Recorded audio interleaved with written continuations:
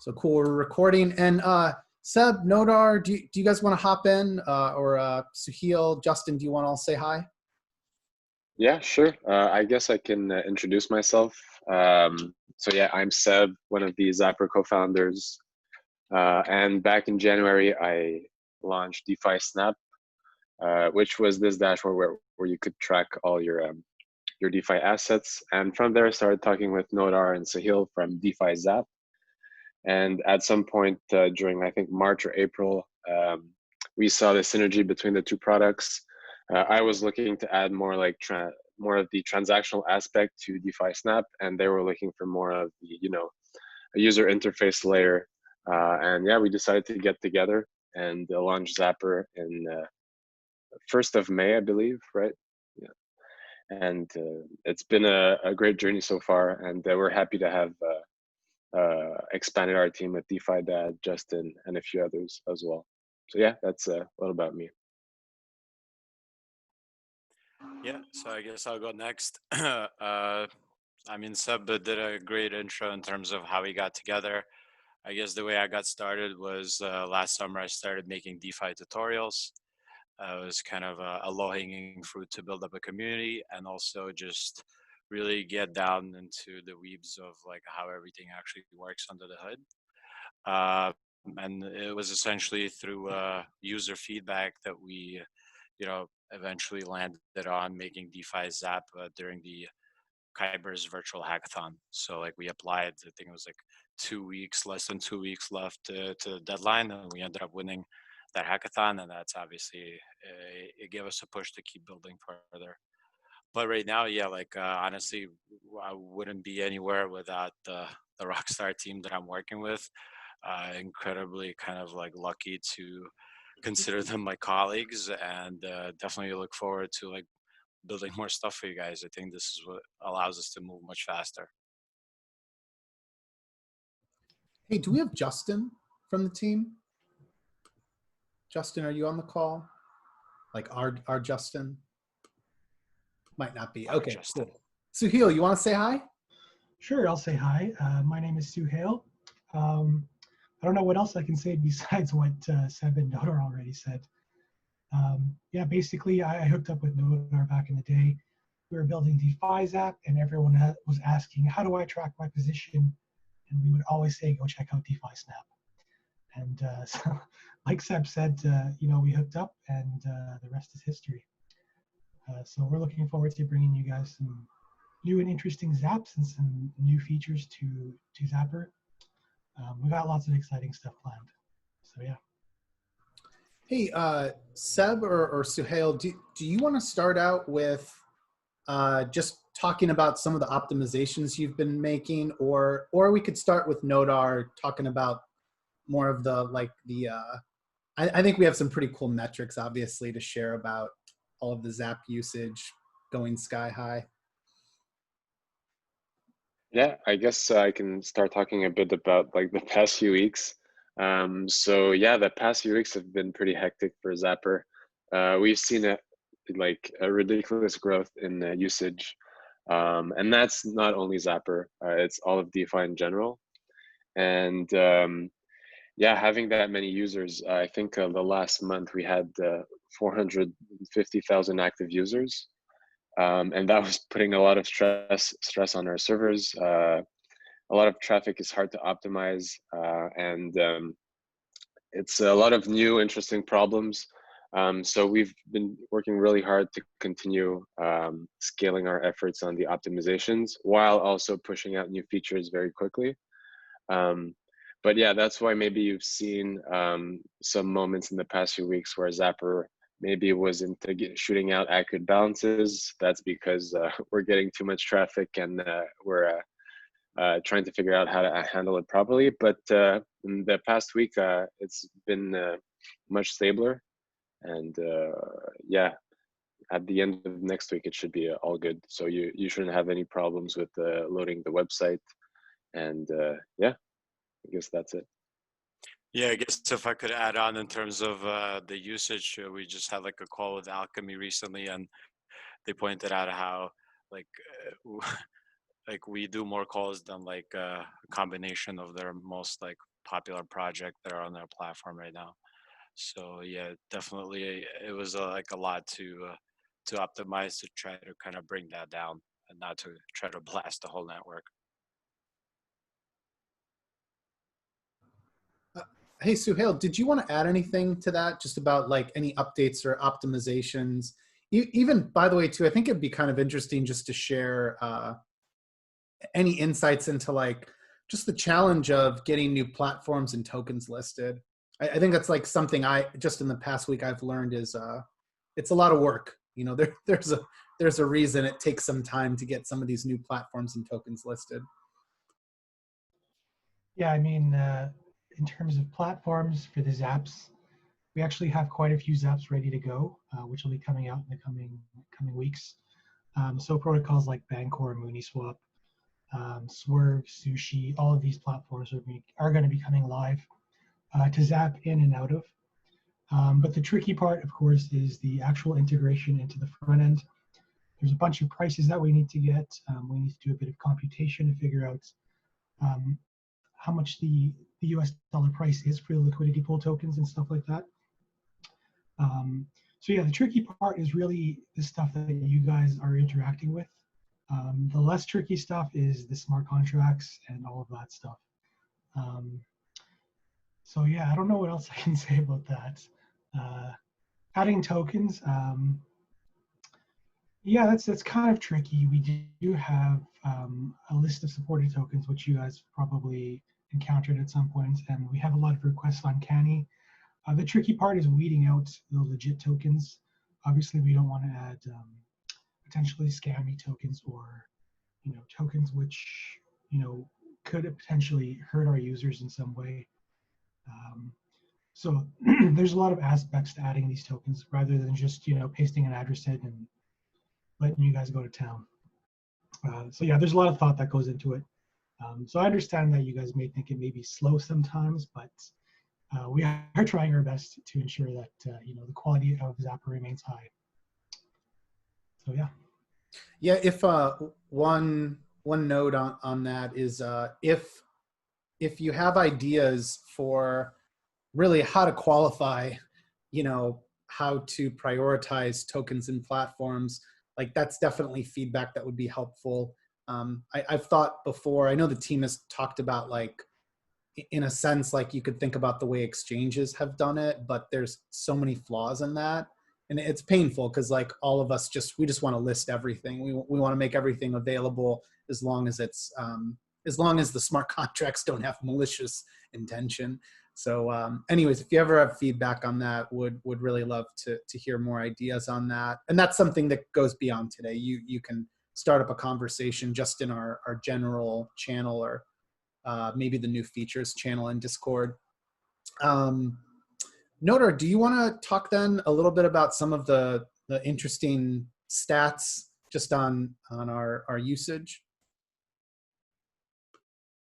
Yeah, and I actually sent over a small file in the chat. Hopefully everyone got it, just to kind of.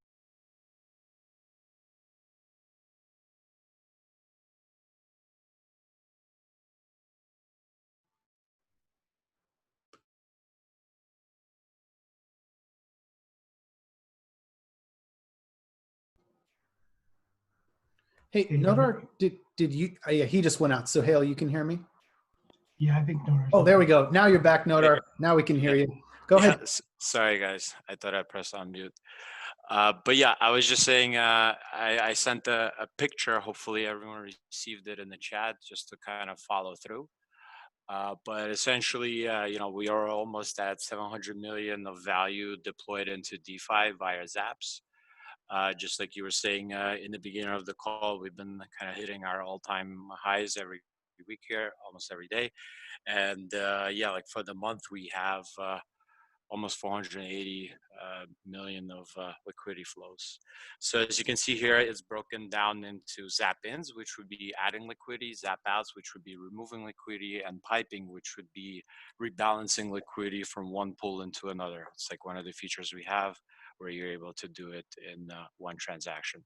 And we're going to be expanding on that to add on like more options for you to pipe between different opportunities, obviously as more and more pools are coming around.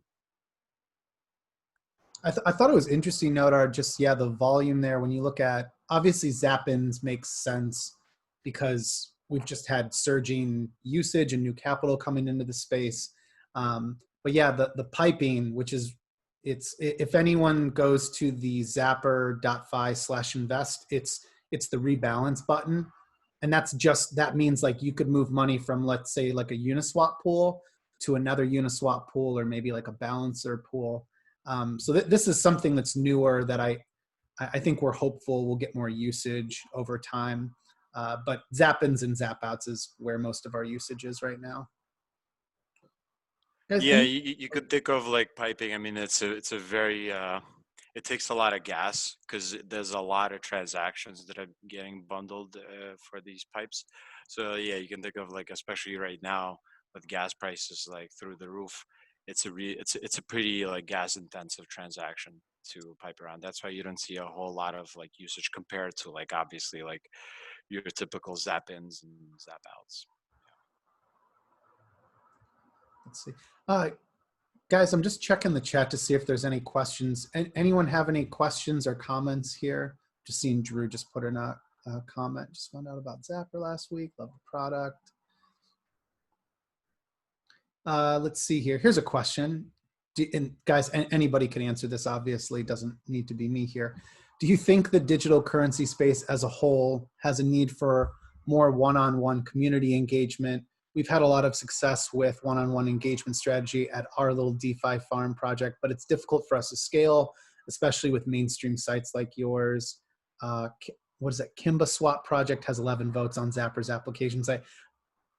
And again, if you ever are looking to get your platform or your tokens listed, the best thing you can do is, let me stop sharing here. The best thing you can do, oops, let me reshare my screen. If you go to your dashboard, can everybody see my dashboard? Nodar, can you see it? Good, okay. If you just scroll down to account overview, don't see your assets. If you click here, this will take you to a site where you can, propose, hey, like I don't see staking for XYZ token. Throw it in there and share it on Twitter. Tell your friends or anyone else who's involved in the community to upvote it. It really does help to put it on our radar. Even though we tend to, I think we try to follow all the different new tokens and platforms, but it's just impossible at this point. So yeah, please use that. Does anyone want to answer though Drew's question just about the engagement? Yeah, I can go ahead. So yeah, great question, Drew. And there's definitely something we want to work on is kind of remove the central decision making around like which token should be on Zapper, which protocol should be on Zapper, right? We think that should be 100% the Zapper community should decide those things. Because like we don't want to be the referees of like what's a good token or not. And that's not a position I want to be in and the team doesn't want to be in. We rather have the community decide those things. So yeah, we're moving towards that instead of just us basically deciding which token should go on Zapper. We've seen a few tweets on Twitter saying like when Zapper adds a new protocol or token, that's kind of like an endorsement, and like that's 100% not true. Like it shouldn't be seen as an endorsement, and that's why we kind of like want to remove our central decision making around that aspect towards the community. Not that we don't think some of the things we add aren't good, that's not true at all, but I mean, we aren't like I guess we're not the gods of DeFi, right? We don't know everything about it, so it's important for us to trust the community on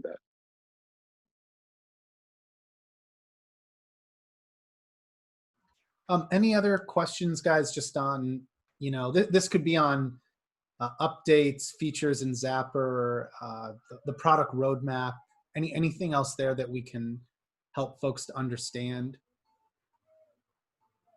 Oh yeah, CD, yeah, go ahead and unmute yourself, CD. Well, thanks guys for an awesome tool. When I used Zapper for the first time, it totally blew my mind. It just made things so much easier for me. So I appreciate it. So my issue is this, like you guys obviously have some competition with that deep bank platform that popped up. And I find myself really wanting to use Zapper more, but DBank has these awesome features where you can see what APY you're currently getting, what you need to harvest, what your share percentage of the pool is, etc. But in Zapper, it only shows you the pool tokens you have in your liquidity pool section. I think if you guys could, and I don't know if this is on your roadmap, if you guys could implement some sort of way for me to get that detailed information like DBank shows, I personally trust the Zapper team a lot more than the DBank team. So I would much rather use your platform if I could do that. And one additional note before I hear what you guys have to say is it would be really fantastic if you could add some detailed information for liquidity pools. So I would love to be able to see how my liquidity pools are performing, what my P&L is, all these different stats to make me understand, including the gas transaction costs, to make me understand, did I make a good decision by being a Uniswap or balancer liquidity provider, or should I just hodl these coins? I think if you guys can put all of these things into the dashboard for the user to see, I would have no reason to use any other tools. I would just stick with Zapper, and ideally that would allow me to close at least 2 other tabs in my browser, which would be awesome for me. So those are my comments. Yeah, I would second that on the performance metrics, by the way. It's a great idea, guys. It's It's been like the most requested great feature idea. for sure. And I guess like we've been putting a lot of focus on like the actual like Zap transactions and making sure you stay on top of getting in and out of these kind of like new opportunities. And I think maybe some teams, maybe we could work in parallel on some things. Kind of you can't cover all the ground, but we're definitely working on this feature. Like I said, it's been one of the most requested feature from like day one. Yeah, definitely a hugely requested feature, and it is something that is on our roadmap. So our intention is to definitely show APYs and ROIs and all that stuff for as many things as we can, as well as graphs. So we're actually hopefully going to be able to roll this out once we get a bit more expertise on the team in this area. But yeah, it's definitely, I think, probably our most requested feature, and we totally understand where you're coming from. So yeah, just know it is on our roadmap, and you will be seeing it on Zapper. I appreciate that. I guess there was another thing that pops into my head while you're speaking. I might as well give you the feedback. It would be super easy and convenient if I could click on the asset tokens in my wallet and get auto linked to the Uniswap page for that token. I think that would just allow for a one-click, add liquidity, remove liquidity, or trade. You guys could, I don't know if you are, if you're forced to use Balancer and Uniswap. I prefer Uniswap personally, but I don't know what the rules are around that for you guys. But that would be a huge boon for me personally. Yeah, more good ideas, man. That's a great idea. Just to it could be what maybe link you to the Zap on our site that would do it for you. I could see an argument there, but also like if let's pretend we didn't have that Zap, it would make a lot of sense that we would be linking you for sure then to that pool. I really, that's a great idea. I've personally never used the Zap function on your platform yet. I've only used really? it. I've only used it as a way to see what I have in my portfolio. Maybe that's something I need to explore, but I feel comfortable manually doing it. But if you guys could add in this information for the liquidity pools and for the APYs, I mean, I think you're looking at kind of a juggernaut tool. And then the final point, last thing, and I'll give the floor away, is I don't know how you guys mentioned the process for adding tokens and how they need to be vetted. And I totally understand because it reflects super badly on you guys if you add a token or a smart contract that turns out to be bad. So I completely understand that. What I'm wondering is this a manual vetting that you guys have to do? Because that's a huge amount of work and constant vigilance that you guys need to have in order to add these tokens. And the problem is then I will use either DBank or you guys based off of who is the first to add that token that I have. And I would not like to have those two tabs open, just like, oh shit, I have to use DBank today, or oh great, I can use Zapper today. So that, I don't know if you can automate it or whatever, but that's a major thing that I personally deal with when evaluating between your two platforms. Yeah, so on that point, there's kind of two aspects to us adding. So there's the viewing part, so being able to track your balances, and the second is actually being able to transact within Zapper. So just adding a token, we don't have as much vetting. If it's just to track, usually we'll add it just pretty quickly. But if it's to interact with it, then we'll be more careful. Because obviously we don't want to integrate any token or platform that has a potential smart contract bug. But usually in terms of tokens, yeah, we'll be very quick to add some. Yeah, and also like on the smart contract level, I guess it's still up to you. Like you could kind of paste in whichever pool you want to get into, even if it's not on our like sort of like front end, if it's not shown on our website, because the Zap contracts that we've built out there, these general contracts which help you do like generalized actions, like adding liquidity to any Uniswap pool or to any balancer pool, and et cetera. So it's easy to kind of preset the parameters for which pool within Uniswap or within another platform you'd like to actually join. Okay, fantastic. Thank you guys. I hope you guys continue kicking ass, and I hope you remain number one. Thanks for all your feedback, man. That was good. Yeah, thank you. That was so valuable. Sorry, I actually had a follow-up question for you, but I feel like we took up more time, and I just want to make sure others can ask some questions. But I might follow up with you. I had a few other questions for you. Sure thing. Nodar, was there anything else that you wanted to cover in terms of Zap stats or Seb, Suhail, anything else there? Otherwise, we can kick off into like a AMA style discussion, which will be pretty informal. Let folks ask questions and see if we can answer them. Yeah, I guess like the last thing I wanted to add on is that like, yeah, like we don't want to be again in the position where we are the ones choosing which tokens exactly to list. And we really want to make that a community effort and kind of like open up the floor for everybody to chime in. So really looking forward to that. Awesome.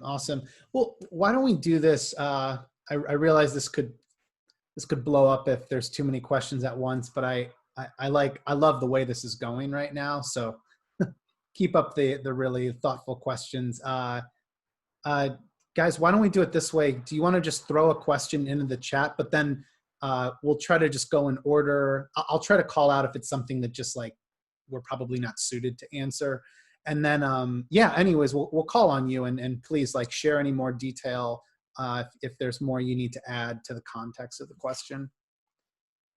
Oh, Weston raised his hand. Perfect. Weston, what question did you have? Yeah, sorry, I wasn't sure if that's what you wanted or. No, that's perfect. That's great, man. Thank you. So I was just curious. I'm actually really new to the platform as well. I really like it. Are you guys familiar? I think that's new, very similar to yours. Hey, Weston, your first sentence, I think we all heard, and then it started to cut out. I don't know if you're close to the mic. There you go. Now I can hear you again. Okay, good. Yeah, I'm relatively new as well, but love the platform. And I was using Zerion. Are you familiar with that as well? Yes, Weston. Yep. Oh yeah, absolutely. I've used Zerion. Know it well. Okay, and so I'm curious as to like, as interoperability becomes so like, Polkadot, Tron, how I would like to track everything everywhere, which is essentially from what I just heard Nodar kind of getting at. is you want to be the quarterback of your portfolio. Will you have other blockchains integrated, or hard to do with the rapid growth you have? But you know what I mean? Do you have general thoughts on that? Yeah, I mean, for now, definitely we see all the activity obviously happening on Ethereum, and it's going to Yeah, continue for the, I feel like, foreseeable future. The thing is that there's so many tools already built up around our ecosystem. I mean, even us building a Zapper, we were able to take advantage of a whole bunch of free tools that Ethereum as a community already has built up over the years. So it's not something that another kind of community can just pick up and do overnight. Sure, there's definitely a lot of legitimate efforts, but as you're noticing, they're all sort of building bridges into Ethereum because this is where all the innovation is happening, all the activity is happening. I think we're going through like a Cambrian explosion of financial experiments, and yeah, they're all happening here. yeah. I saw something like 99% of all DeFi is on Ethereum. You know, And we'll get there eventually. Like I think most of us, I think all of us actually believe like that there will be an interoperable future, but it's just hard because everything is on Ethereum right now. And but like that is exactly why the Discord community exists too. Like if you ever uncover something, you see the total value locked creeping up, or you know you've had a great experience. Maybe it is less than 1 million still. There's going to be some gems that show up out there, and I know one of them. I don't follow it closely, but Kava I think is built on Cosmos. I like kind of understand it, but I keep putting off learning more about it. I just tried to buy that and I couldn't figure it out. Yeah, yeah. Cool. Hey, there was a question that we left out earlier. Nathan asked, how is Zapper going to integrate with staking sushi? I see we can only stake in the swap pool, not the actual sushi X sushi. Actually, Nathan, did you want to add anything to that? The only part I didn't understand is the sushi thing at the very end, or versus. Yeah, I can answer it. So basically now with sushi, you can stake your sushi into this pool and earn X sushi. And yesterday we kind of hammered out 50% of the sushi swap protocol. So you can track a good portion of your SLPs. But we've noticed that some users who did the migration from Uniswap to SushiSwap without ever interacting directly with SushiSwap, the exchange, their balances won't show. So working on that today and tomorrow. And then, yeah, we'll add the opportunity to stake pools and also the token itself and to earn X sushi. Yeah, there's a bunch of manual work that needs to be added just to recommit your wallet to be able to move sushi. That might present a weird error for you guys. Yeah, exactly. And we've noticed that. So we have to do a bit of, I guess, rewiring. Because if you've never really had the SLP token in your wallet, it's very hard for us to be able to track it. And that's basically what happened for everyone who migrated and never really went through SushiSwap, the exchange. Cool. Just looking to see making sure I didn't miss any other questions. Nigel asked, how are you calculating the net ROI? Which I think you're referring to what's on the Invest tab. Nodar, did you want to cover that? I feel like you wrote up a help guide on that once.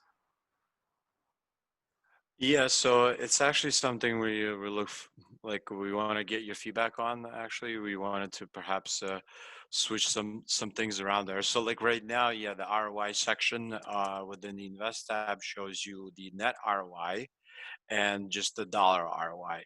So the dollar ROI, and first of all, like they're both measured in 1 month. So what that means is if you joined this pool exactly 1 month ago, this would be your ROI around. So with the dollar ROI, it looks at the dollar amount of the pool token itself. So it doesn't take into consideration, you could say, impairment loss. With the net ROI, you are also seeing exactly how much you're going to experience an impairment loss based on how much the liquidity changed in relation to each other within that month. So like, I don't know if most of you are familiar, but your best bet is to come in and come out of a pool when the ratio of the underlying assets is equal. So, you know, for example, if you're getting into something like ETH link pool on Uniswap, uh, when at the time that you're getting in, you could basically record the ratio of how much link is in relation to ETH. So it's like a really important kind of a thing to keep in mind there. So it's not in relation to USD, but it's in relation to each other, these two underlying assets that are being pooled. And now if one of them starts to increase in price much faster than the other, then that's when you will start experiencing that impairment loss. Rule of thumb is usually when one of the assets doubles, you would lose out on around 5% of the upside. So 5% impairment loss. I also like to call it opportunity cost. Yeah. Hopefully that was more or less understandable. But so like what I was actually getting back to is this ROI thing, especially like right now with the influx of like new users, people kind of look at this ROI, they filter by the ROI, and they think that this is the ROI that's gonna like, you know, continue happening for like the rest of the year or something. That's obviously like not true. This is the ROI that happened in the previous 1 month. So if you got in 30 days ago, and things are so volatile that it's kind of like just like any investment, you know, things could change drastically on a day-to-day basis. So yeah, like you should definitely do like your research before getting in here. So what we wanted to do actually is show you guys something like volume for each pool, and then like a volume to liquidity ratio. Like that's something we can start with. We actually had this in the very beginning. Then we went to ROI based on some feedback, but now we're thinking of kind of like going back to the roots of showing that volume, showing kind of like exactly what retains to the performance of the pool in relation to other pools. Yeah, like. Awesome. Thanks, Nodar. The next question we had, actually, I'm just going to quickly cover this one, is Zapper in the US. Actually, the team, I think we say we're based in Canada, but I'm obviously based in the US. So we do have some folks that are based in the US, but we're all remote right now. So, I mean, it's not like there's like a Zapper office somewhere. Let's see here. The question, though, that Nathan was asking was about taxes was, are you guys prepping for the craziest tax return of your life? Any plans to integrate with crypto tax software? Guys, do we have anything on a product roadmap with that? The one thing I will note is I have been using this for a while, and they're incredibly DeFi friendly. I would highly recommend Token Tax. They're complete ETH nerds. They're very dedicated to DeFi. So you're probably not going to find more accurate tax accounting software than Token Tax, but I've used it for 3 years. It's been fun. So, and yeah, we actually have a deal with Token Tax right now. Oh, no way. Yeah. You can go on the transaction page and you click on export CSV. And that's a file that Token Tax already understands. We worked with them on that. So you basically give them that CSV and the little like coupon code for 10%, and they'll do your taxes for you. One of the secrets too with Token Tax is their customer support is outrageously awesome. And I haven't actually done this because I didn't believe it was real at the time. I thought they would charge me. If you are really struggling with it and you just ask them to do it, like 9 times out of 10, they actually prefer it because they would rather do it themselves. I'm sure that will become unscalable at some point in the future, but yeah, if you're really struggling with it, don't be afraid to ask them for help. Let's see. There was another question here. Oh no, there wasn't. I think I cleared all of them other than Drew, you had a number of questions. I want to make sure we covered yours. actually, oh yeah, here we go. How could we incentivize new projects to use quality interactions over quantity? Drew, why don't you unmute yourself and you ask us, or you can add more context to what you're looking for. Yeah, absolutely. I mean, I've been in crypto just researching for 3 years. I'm barely scratching the surface, just learned about Zapper. So really love the product. And I guess my question is, after sushi, there's been a lot of clones. We have a clone that we're testing out and trying to build up. And we get these spam bots and we get these fake likes, and we just seems like there's so much volume in the space, and it's important to have the volume of likes and volume of votes, where we're really trying to focus on quality interactions, bringing somebody in, answering their questions quickly, trying to really engage them and help them make informed decisions. And it just feels like the space is so cold. You go in, there's a bot that's answering questions, and it's hard to get somebody. There's not a lot of turnaround like in corporate. I work in telecom.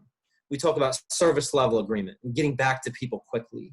I had a Binance US support ticket for 1 month. So it's just like, we're so slow to the draw in the space, and how can we incentivize through a secret shopper program, really finding those quality projects through that method?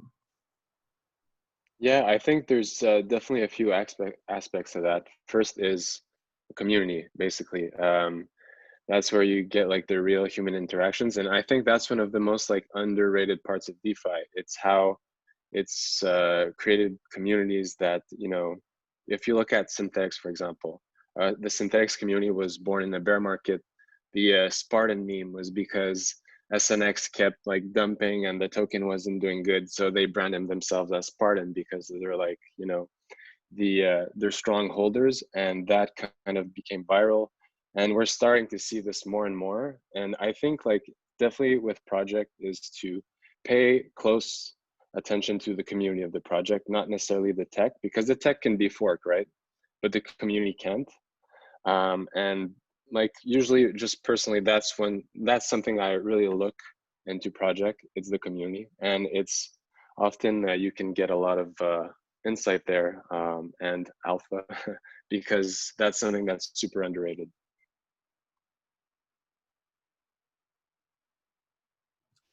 So yeah, super quick. I'll just say the second part of it was the power of the time lock.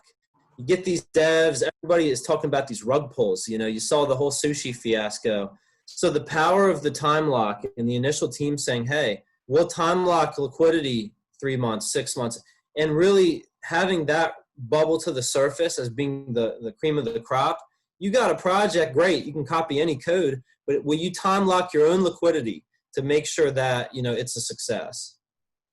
Yeah, and also like I definitely say be careful of like who launches the project, right? If it's say anon, it's very hard to know like is that person trustworthy, or even like look at the people who were there during the bear market. Like usually those people are very long-term oriented, and right now we're just seeing a lot of clones, forks, and it's basically a lot of people that are just trying to catch on the wave, but they weren't really thinking of any like long-term value creation. So yeah, looking community, these builders that were there all along, and really paying attention to the team.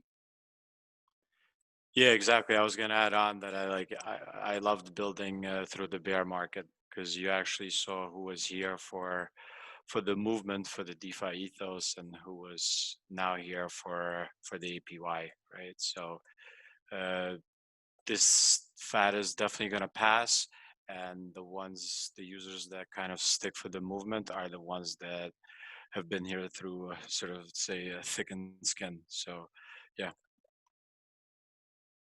Hey, Weston, did you want to add something?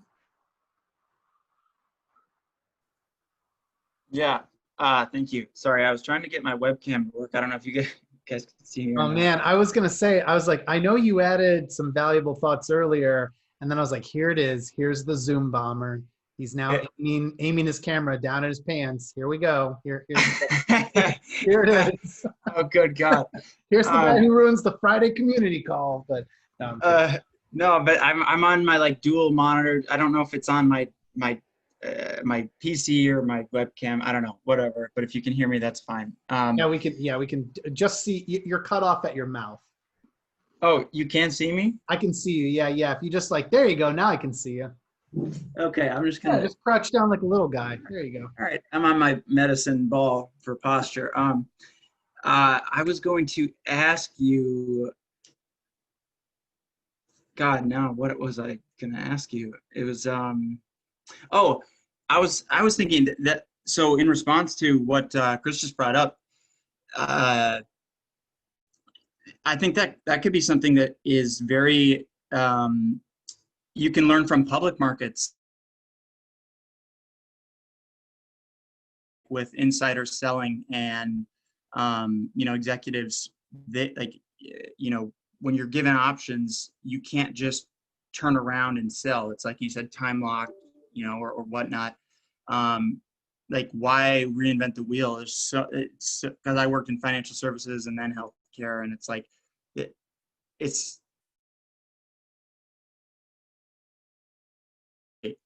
that's what I was going to add. No, there's no doubt. I think you're pointing out that there's constructs of finance that have worked really well, and for better or worse, we've nuked some of that in DeFi, in crypto in general. And everything that's gone on with Sushi Swap has been pretty alarming for me. Like I didn't participate. I don't have any judgment of them moving forward, but I just, It freaked me out.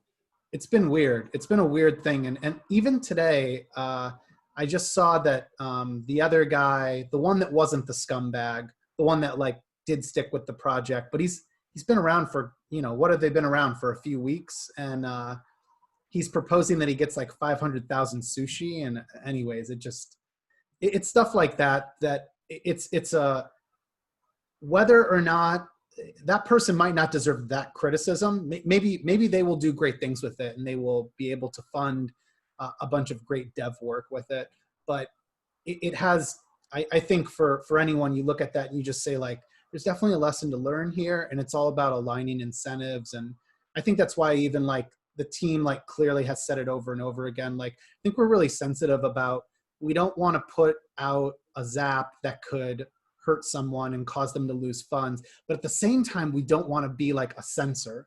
Like that's not fair for us to suddenly be the gatekeepers to someone becoming really successful. All they need is a Zap. So it's a really tough fine line. I think sushi is a really good example of overambition, because in the beginning, it was so well executed. I mean, I got in at $1 and was watching the chart. It charted beautifully. You go to the site, the UI is perfect. It's very, very tempting. So from a psychological perspective, to be able to plan something so well and come in and execute like they did, but then start to suffer from the euphoria and start to break down mentally. The guy sells his coins, now he's apologizing. So it just shows that one man cannot do it all.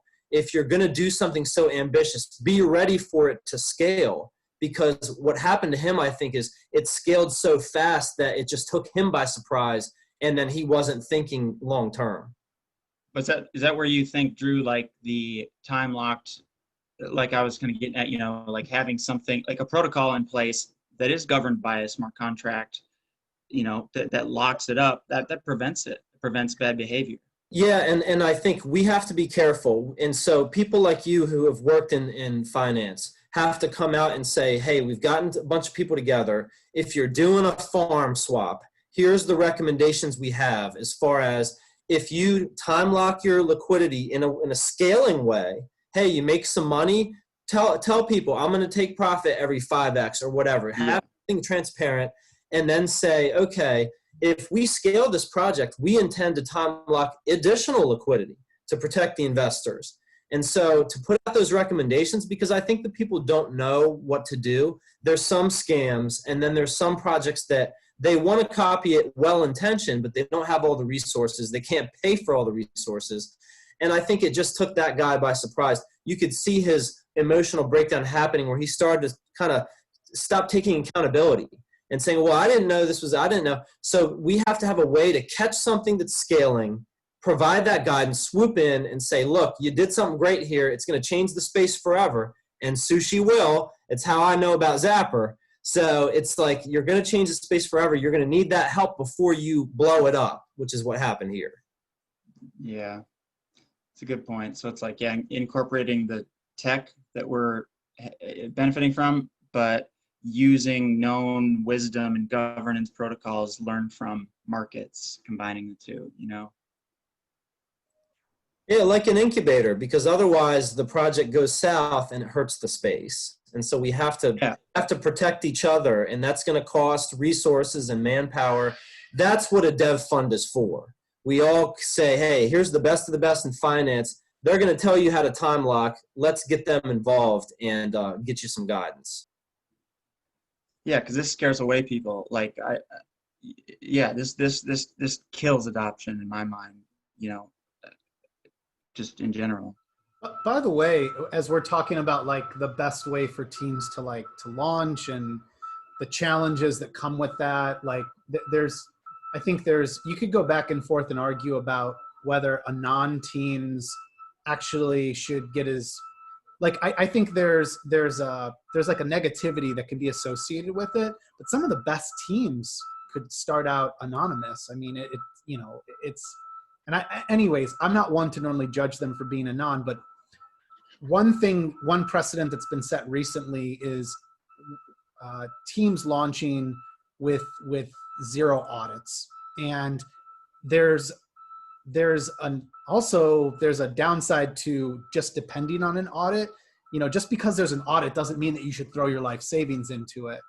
But I wanted to just remind everyone, there was an initiative launched called Fair Launch Capital. It came out of IDEO. IDEO has just been awesome for incubating lots of DeFi ideas. They're really, really supportive of folks. IDEO Collab Ventures is wonderful. If you've got an idea, you definitely, I would recommend, they're one of the teams out there to talk with. Anyways, they launched this initiative, and the idea is that there will be grants. So like if you've got a great idea and you feel like an audit would be a game changer for your team, but obviously it's very expensive, just remember it's Fair Launch Capital. Look them up, and you should see a number of folks, really like common names in the space, like Kane from Synthetics. I think Robert Leshner from Compound is associated with it. And what they'll do is they'll give you a grant. They'll basically pay for the audit. And as far as I remember, I don't think there were any strings attached. They don't even take any equity. It's the idea of like perpetuating a practice of good ideas and hard work deserve some help to get launched. And this can protect everyone's money, and there's a positive feedback cycle there. But who does the audit? Because they can be corrupt as anyone. I mean, yeah, I think they're pretty reputable names they would get on board. Like this is people putting up money and actually paying for it. Okay. And then I think the goal is, you can imagine if you as a team launch and this works, if your protocol becomes flush with money, I mean, I could imagine people saying, the least I can do is give back $50,000 to these guys. Like we wouldn't be where we're at without Sure. the Fair Launch Capital. So guys, I guess yeah. Oh yeah. Yeah, I guess like the one thing I was gonna add on about audits is that, yeah, like especially right now things are moving so quick. I mean, we've noticed this a couple of times. Team went through an audit, but then they changed things around like 2 weeks later. Because if you don't change, you're just gonna die, right? Like especially as we're going through this Cambrian explosion of experiments, it's either you adapt or die. And yeah, we've seen a few teams go through an audit, try to do everything officially, but then there were like new things came onto the market where they wanted to change some things in their underlying contracts. And then guess what? Like months down the line, some things ended up floating up. So like I guess like I wouldn't even consider an audit as something like, you know, like 100% guaranteed by any stretch. Yeah. Do you mean, are you talking about the Sun, Nodar? Like I read their audit report, and then now it's unlocked early. I staked, you know, and so I'm like, okay, well that was pointless. But yeah, no, I haven't heard about that one. I was talking about even like I guess more reputable team from Open. Okay. Yeah. I'm not familiar. I'll look into it. Yeah, they do like on-chain options. Really talented team. It's not like, again, like things float up that most of the auditors don't know about right now. Again, like new things happening, and it's not even like a lot of times not even just this kind of like underlying smart contract vulnerability, but also these economic vulnerabilities, right? Like if Yeah. you don't add things up properly. Guys have an opportunity to possibly have an education angle. I go to Zapper and it's amazing. You could have snapshots of a wallet where it's not a live wallet or it could change. And you could ask people multiple choice questions about what's going on in the wallet and have people learn crypto fluency through Zapper. It's so interesting to go look at a random wallet and see all the things that are going on in there. So to be able to quiz people, and then they could earn a little badge or token, say, I'm crypto fluent. I was able to go through 15 wallets and correctly identify what's going on there. And then people could use that to have some kind of clout to say, hey, I know a little about crypto. Here's my level. And you scale it up because there's so many people that know nothing about this. I'm trying to explain liquidity pools to my employees, and they're like, what are you talking about? So if I could point them there, say, hey, go check this out and learn, take a quiz and get a badge or something, that could be something where they could unlock features or discounts on Zapper products. I don't know. What do you guys think? No, yeah, I think you're definitely on the right track, and actually education has been at the core of our approach from the beginning. Like, I don't know if you heard, but like literally I started making DeFi Zaps, DeFi tutorials last summer. So literally you could go right now, DeFiTutorials.com, and you'll see like a bunch of tutorials there. And yeah, Oh, cool. Is that on like YouTube? It's a website. It's actually a newsletter on Substack. Oh, I'll check it out. Yeah, so it's like I definitely agree. Like, especially when if you think about it, like most of the population, they just don't know what's going on in their in traditional finance. And now you add on this complexity of decentralization and these brand new use cases in finance. People will obviously get confused real quick.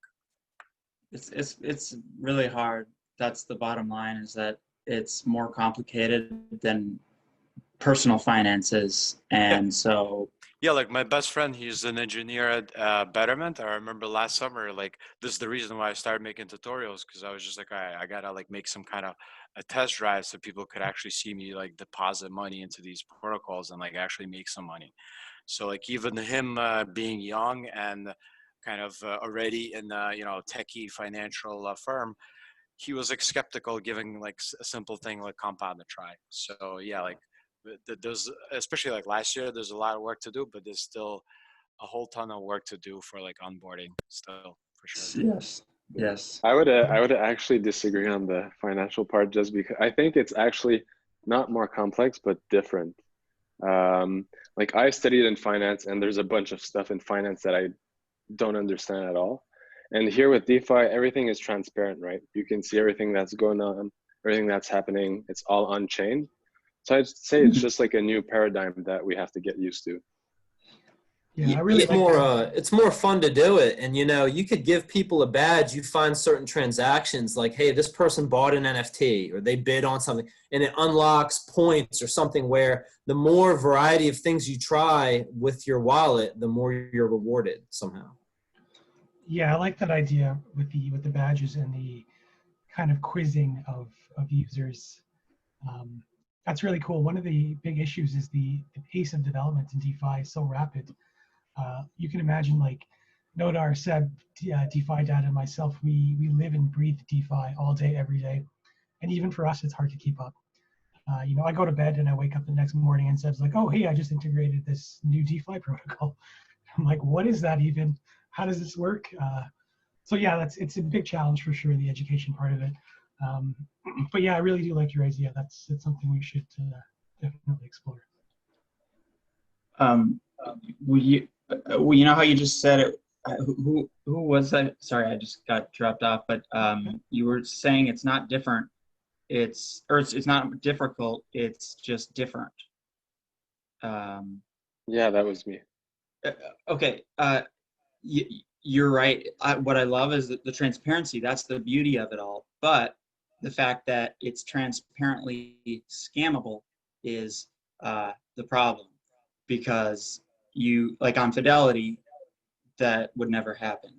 Well, it could, but you know, Fidelity.com, like that's just not going to happen. And so it's transparent. You can see exactly what did happen, but you need more responsibility,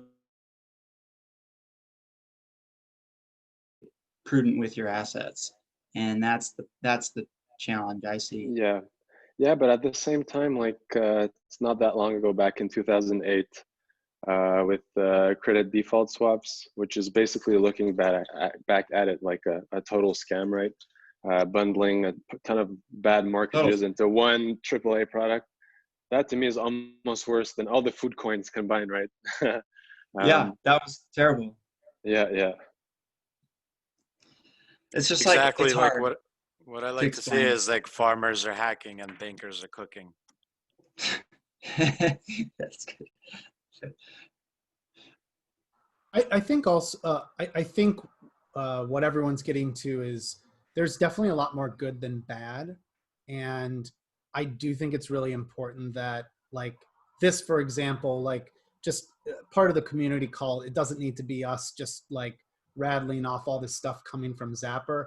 It's really just because, like, I don't know if anyone else feels this, but it's I don't have much of an outlet to talk about this stuff with too many people outside of the DeFi space. So it's good when you talk through all these issues, you become better at explaining to others, and then you become better also at addressing people's concerns. Like I don't tell my friends and family to dump their life savings into DeFi, but when someone says, I do stand up when someone says, like, you know, what's really scammy is DeFi is a huge scam. It's all a Ponzi right now with these food coins. I'm like, whoa. Like, you're taking like 1% and you're blanketing all of us like it's a problem. There's tremendous value here in peer-to-peer money applications. So anyways, if anything, I think There's like always bad apples. Oh, what were you saying? Go ahead. In any industry, you're absolutely right. There's tremendous value, and there's always going to be bad actors, no matter the industry. So just because one thing happened does not mean.